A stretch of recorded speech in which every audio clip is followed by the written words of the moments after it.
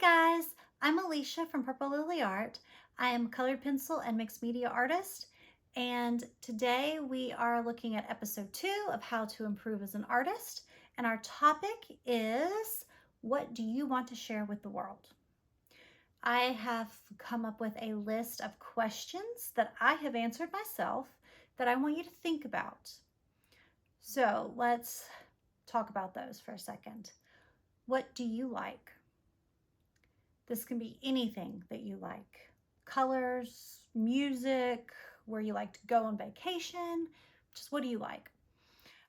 What medium do I prefer to use? Right now I love colored pencil. Colored pencil is a very vibrant, strong medium. It's very rich and you have a lot of color options with colored pencil. I also have fallen in love with ink over the past few years. When I started out using ink, I hated it. In my first drawing class in college, we had to find sticks and use our sticks as our pencil. So we had to dip it in our ink and draw with it. It was not my thing. I hated it. It was messy. It made mistakes that I couldn't fix. I did not like ink.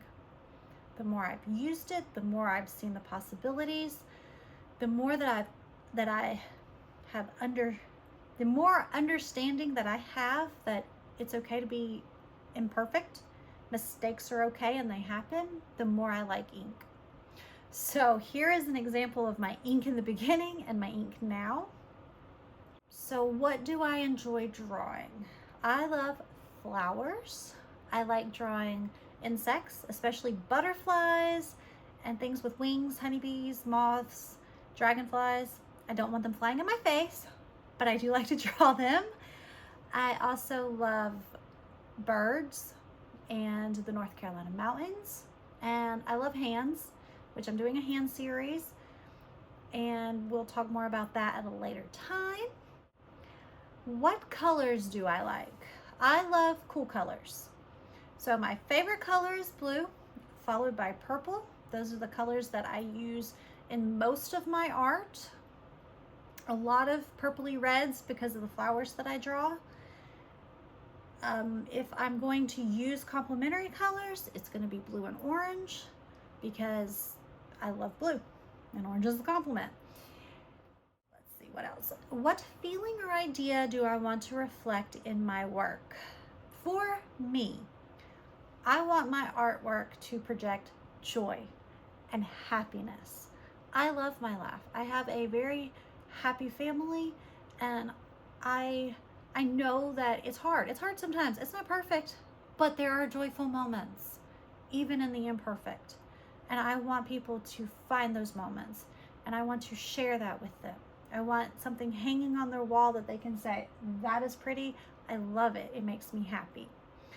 At one of the events that I was at over the summer, one of the customers came in and she said, your art is very happy. I said, that's exactly what I'm trying to project. And she said, well, you have aced that. Yay, that makes me feel good because that's what I want. That's my message. So while you're thinking about those questions, I want you to think about, what is your purpose for creating art? You can create art just because you love making something and have no more desires than to just make art, and that's okay. But most of the time as an artist, we want to create art that we're going to sell. So are you creating art just for sales? And what I mean by that are the artist, mostly commission type of artist, like your tattoo artist or your comic book artist or portrait artist, pet portrait artist.